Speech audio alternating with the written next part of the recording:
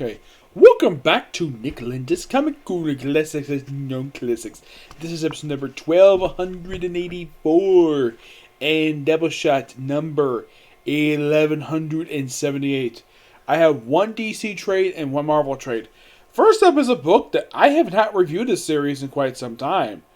Well, this is from the third volume of this series. This is Catwoman, Volume 5, Backwards Masking. This book collects issues 50 to 65 of Catwoman Volume 3. Yes, this is part of the new printing series for Catwoman that pretty much reprinted the original 82 issues, minus 83, because it was actually collecting Got the City Sirens. It was part of the Blackest Night Revival. Yeah. This is actually, now the first few issues, basically, all the issues in here are written by Will Pfeiffer. Yes, he was the writer who was the first regular writer who took over the book after Ed Brubaker left issue 37. Yes, between Ed Brubaker and Will Pfeiffer, we had a series of fill-in writers. Yes, fill-in writers for the Catwoman title. Why in the world DC did this for, I have no idea. And as far as I can tell, Will Pfeiffer was the last writer for this book.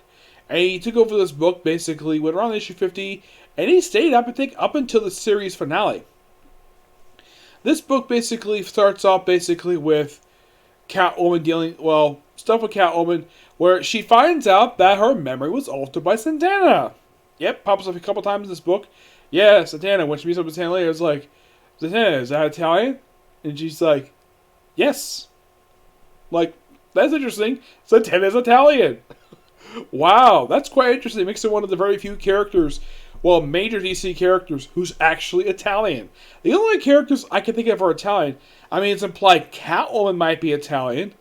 The only character that's been confirmed Italian, aside from maybe Santana, is Helen Bertinelli. They're the only ones, though she's a daughter of a gangster. Though aside from dealing with that and breaking into Bruce Wayne's house, when he finds out that possibly her memory is altered, Bruce Wayne is like, I have no idea what you're talking about. Yeah, because he was suffering from mind altering too. This is something from Identity Crisis, believe it or not. And in 52, a very controversial thing happens. Catwoman kills the Black Mask. How? By shooting him in the head. And then, 1 year time skip. Yep. And it's revealed in time skip that Helena had a one-night stand with Slim Brady Jr. You're probably thinking, who the heck is Slim Brady Jr.? He's the son of old PI detective from the 40s, Slim Brady.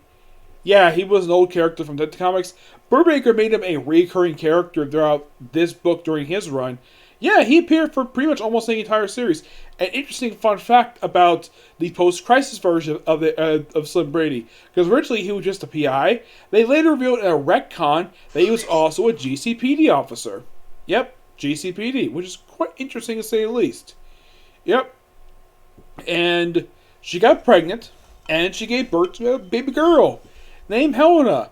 Now, the thing is, they never really explain exactly why she picked that name. It's like she picked them completely at random, and as far as I can tell, there's been no on-screen, there's no written explanation of why. Possibly because this is supposed to be, the new universe version of Helena Wayne. It was originally implied at the time this came out when I read that the plan was originally to make Bruce Wayne the father, but they made the Slim Brady Jr. Why in the world they changed this to a random new guy, I have no idea.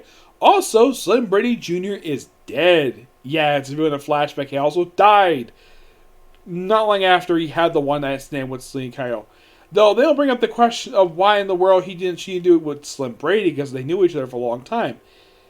That she never really answers that. And also, I appreciate, though, now you probably think, okay, if Selena had became pregnant, who took over as Catwoman? Holly Robinson, another supporting character in the book. Who they actually... here's the thing about this character. She's an actual lesbian.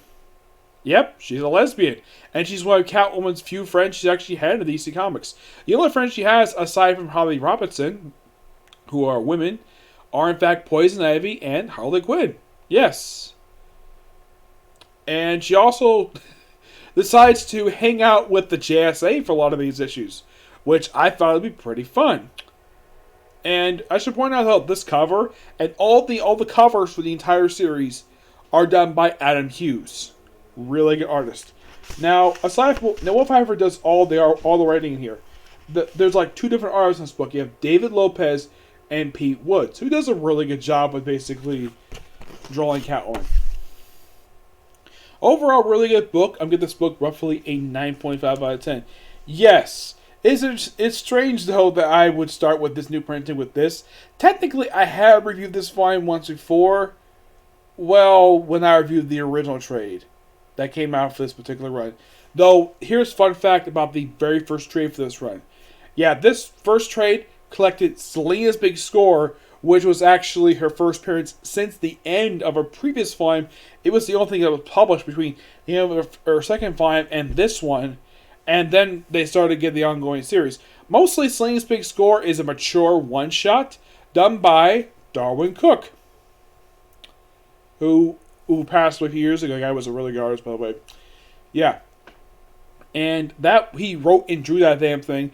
And he was also the first artist who drew the Catwoman title. And he's the one who gave Catwoman her costume.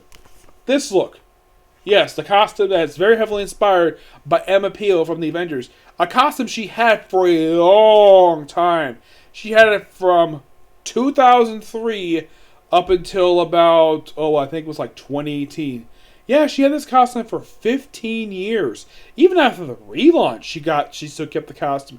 The only change they made to it was to change the goggles. That was it. Alright, moving on to a different book. This is from Marvel Comics. This book is pretty thin. This is Old Man Logan. This is from the second volume for the series, when it was ongoing. This collects issues 9 to 13 of the Wolverine ongoing series of the Old Man Logan series. Written by Jeff Lemire, artwork by Andrea Sorrento. Yeah, this book is simply Logan going to Japan to rescue a kid got kidnapped. Also running into Lady Deathstrike. Yep. She got captured by her brother. You probably thinking, who is Lady Deathstrike's brother? Lord Deathstrike. And he's a lot more of a dick than she is. He's a lot worse. And he's like, and Logan says, he fights another storyline. He's like, how the heck do you know me, Logan? Because it's from the future. We also have a bit of flash forward here of basically Logan, when his first night with his future wife. She got pregnant with one of her children. And this overall is just a really fun story. And it's a good mixture of basically classic Wolverine stuff. It has sort of a flavor of the classic Chris Claremont Frank Miller title from the 1980s. Of course, have read it. It's a really good miniseries. I do highly recommend it because it's just so freaking good. And this is just awesome. I give this book roughly a 9.5 out of 10. Damn good book. Yep. So yeah, that's it. I was not really planning on doing this tonight, but I figured out why not, because I had these two trades available, so why the heck not? Yep. So, yeah. So, that's going to be it for this particular review. I have no other videos moving tonight. This is the only one I'm going to do. So, until you see you tomorrow for my review for Attack on Titan. Okay? To this video. Bye.